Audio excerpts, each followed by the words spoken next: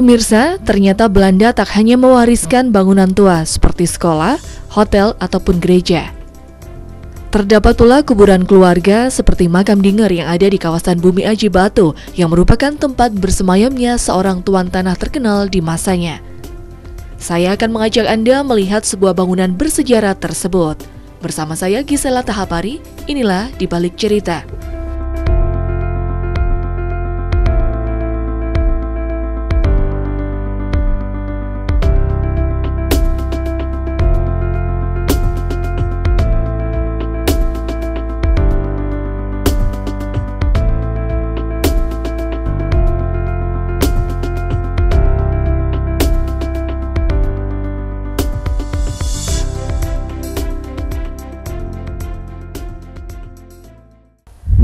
Ya pemirsa, kalau di minggu lalu kami sudah mengajak Anda untuk melihat Goa Jepang yang ada di Telekung, Kota Batu. Kali ini saya masih berada di kawasan Kota Batu, tepatnya di Desa Tulungrejo, Kecamatan Bumi Aji, Kota Batu, di mana saya akan mengajak Anda untuk membedah sebuah tempat bersejarah. Tepat di belakang saya ini adalah makam Dinger, di mana makam Dinger ini saat ini sudah menjadi cagar budaya, salah satu cagar budaya yang ada di Kota Batu.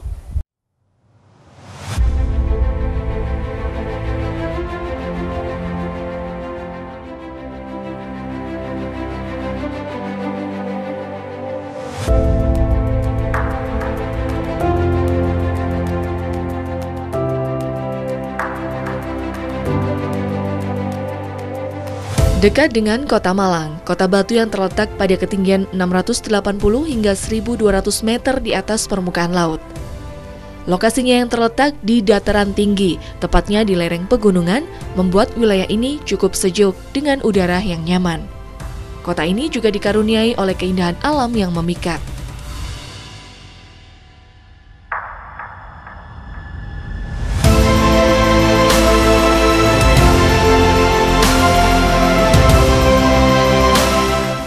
Di Kota Batu, terdapat wisata sejarah makam Dinger yang jarang diketahui orang, tetapi memiliki nilai arsitektur yang unik. Makam yang menghadap ke arah utara ini berlokasi di Dusun Wonorejo, Desa Tulungrejo, Kecamatan Bumi Aji, Kota Batu.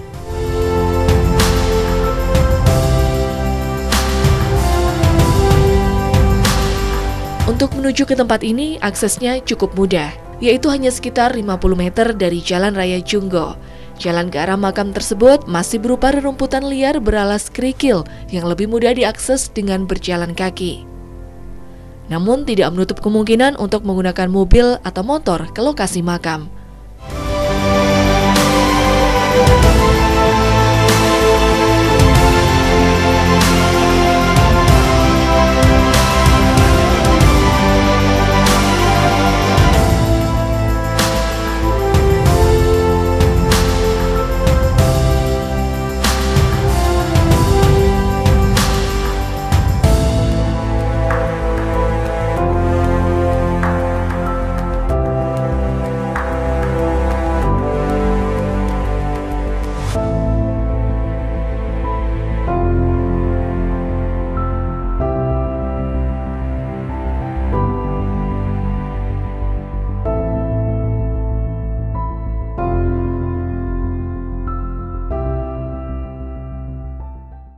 Ya, pemirsa, saat ini saya tepat berada di depan pintu dari makam Dinger ini, di mana di belakang saya ini adalah terdapat plakat bertuliskan makam Dinger, di mana setiap orang yang berkunjung ke tempat ini dilarang untuk merusak ataupun tangan-tangan kotor di tempat ini, tangan-tangan jahil, karena memang tempat ini adalah merupakan cagar budaya yang ada di Kota Batu. Dan pemirsa bisa lihat di dinding dari makam ini, di atas dindingnya terdapat pahatan, di mana di sebelah kiri ini bertuliskan Anu. Dan pemirsa, di sebelah kanannya dari dinding ini terdapat pahatan bertuliskan 1917, di mana informasi dari masyarakat di tempat ini bahwa Anu ini berarti tahun, dan 1917 ini adalah tahun wafatnya dari Van Dinger. Dan di tengah dari dinding ini terdapat pahatan yang bertuliskan Grave Family Dinger, yang berarti makam keluarga dari Dinger. Mari kita ikuti lagi ke dalam.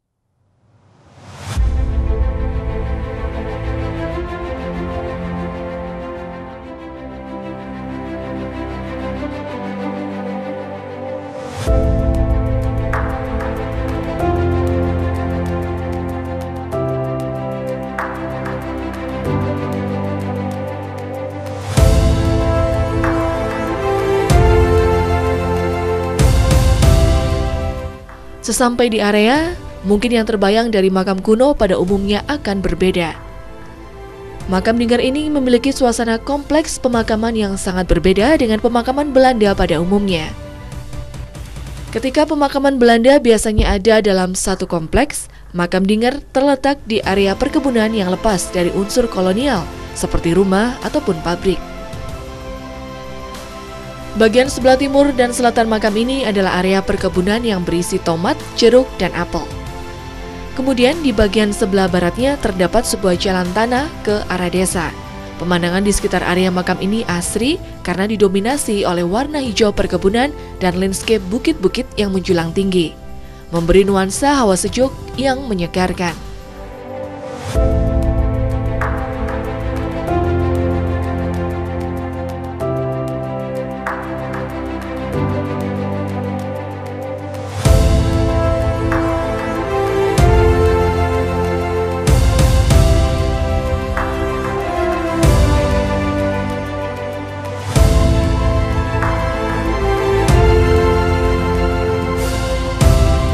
Pemirsa, Dinger adalah orang Belanda yang meninggal pada tahun 1917. Pada masanya, Dinger merupakan orang kaya sekaligus tuan tanah di wilayah setempat yang disegani. Makam Dinger cukup dekat dengan wisata Coban Talun. Aksesnya pun cukup dekat dari jalan raya. Hanya saja 50 meter dari jalan raya menuju makam Dinger ini, namun jalannya tidak beraspal.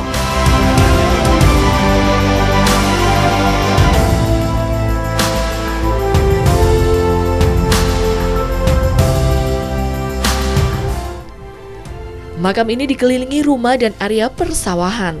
Di sekitar makam ada banyak rumput liar yang cukup tinggi. Juga banyak lumut yang menempel di tembok makam ini. Pintu pada makam sudah terlihat usam. Tembok yang sepertinya semula berwarna krem juga mulai pudar.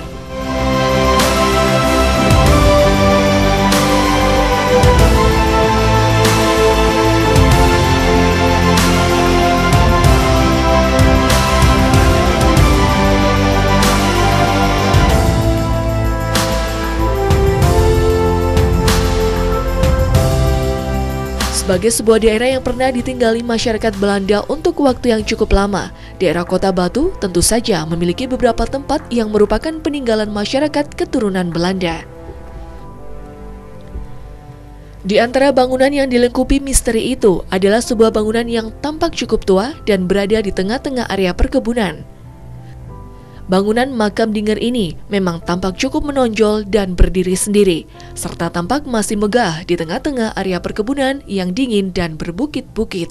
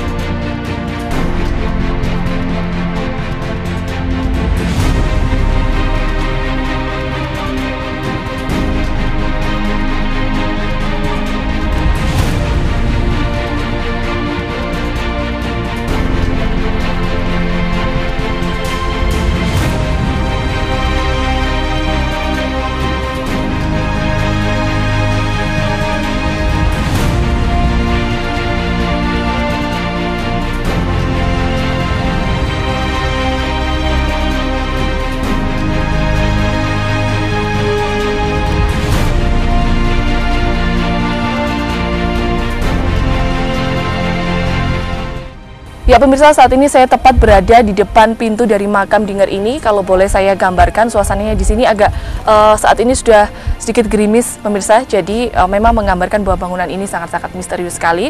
Bangunannya ini adalah bangunan tua. Saya bisa gambarkan dari banyak cat-cat di tempat ini yang sudah mulai pudar pemirsa, warna-warnanya dan juga gembok-gembok ini saya temukan pada saat saya datang di sini sudah tidak terkunci ya pemirsa. Seperti ini, gemboknya juga sudah mulai sedikit berkarat. Nah, saya akan mengajak pemirsa lebih dalam lagi untuk masuk ke dalam makam ini.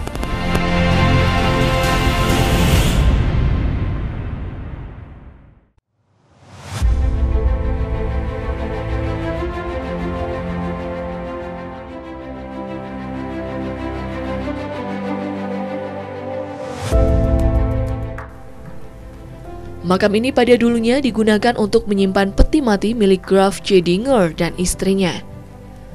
Kedua jenazah yang dulu disemayamkan di bangunan ini sudah dipindahkan ke negeri asalnya di Belanda, dan tempat tersebut digunakan oleh warga sekitar untuk menyimpan barang.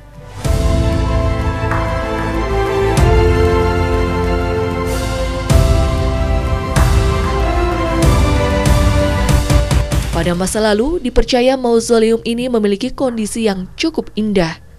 Di bagian keliling bawah dari bangunan utama, terdapat kolam yang mengelilinginya. Itulah mengapa pada jalan masuk menuju ke bangunan utama mausoleum ini terdapat sebuah jembatan, walaupun pada saat itu di sekitar tempat itu tidak ditemukan sungai atau danau.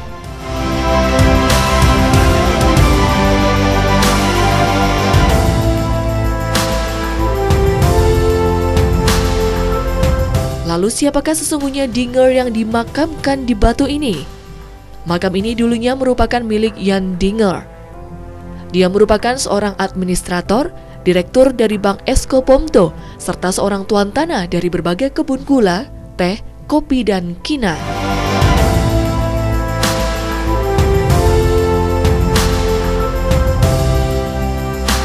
Salah satu lahan perkebunan dari Tuan Dinger ini adalah di tempat yang kini menjadi lokasi berdirinya makam Dinger di Tulungrejo, Bumi Aji Batu.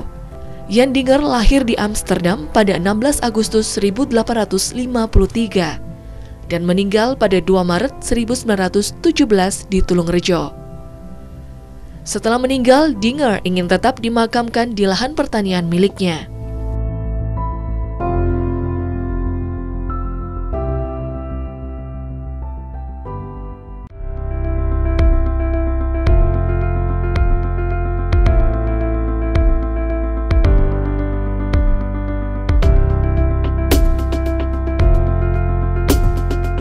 Istri dari Dinger yang kemudian juga dikatakan ikut dimakamkan di mausoleum ini adalah Elisabeth Malvin Ernestine van Polanel-Pittel.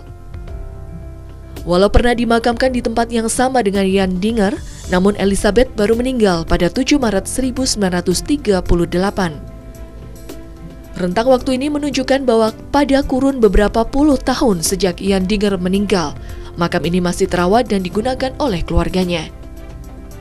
Bahkan salah satu putra dari Jan Dinger, yaitu Jan Rutger Dinger, diketahui memiliki posisi yang cukup tinggi di masyarakat Hindia Belanda, sehingga sangat mungkin jika situs ini dapat bertahan.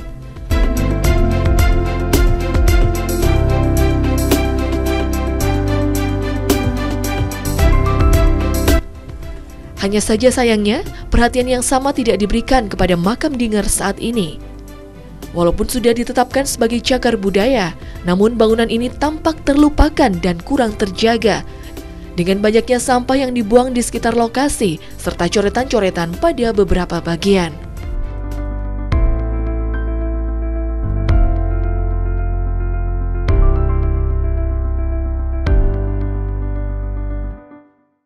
Ya pemirsa, saat ini saya berada tepat di dalam makam dari Van Dinger ini. Mungkin bisa saya gambarkan sedikit bahwa ini adalah dinding dari batu bata dan di bawahnya adalah beberapa marmer-marmer pemirsa. Dan di belakang saya ini adalah makam dari Van Dinger dan istrinya. Namun berdasarkan informasi yang saya peroleh hingga saat ini, jenazah dari Van Dinger dan istrinya ini sudah dibawa pulang ke negara asalnya, yaitu di Belanda.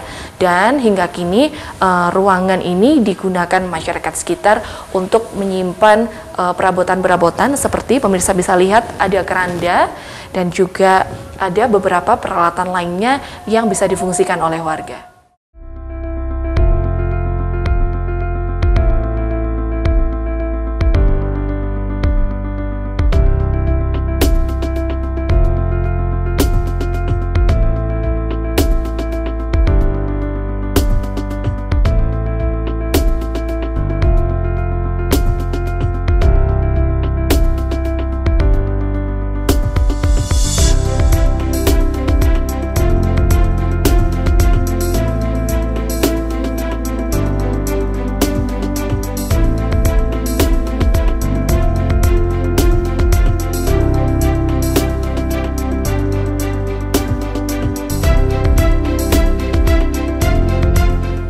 Sebagai sebuah mausoleum, makam Dinger telah kehilangan fungsi utamanya karena sudah tak ada lagi jenazah yang ada di dalamnya. Namun sebagai bangunan cagar budaya, makam Dinger harus terus dipertahankan dari serangan tangan-tangan usil ataupun tangan serakah yang ingin membuat kerusakan kecil ataupun menghancurkan bangunan ini.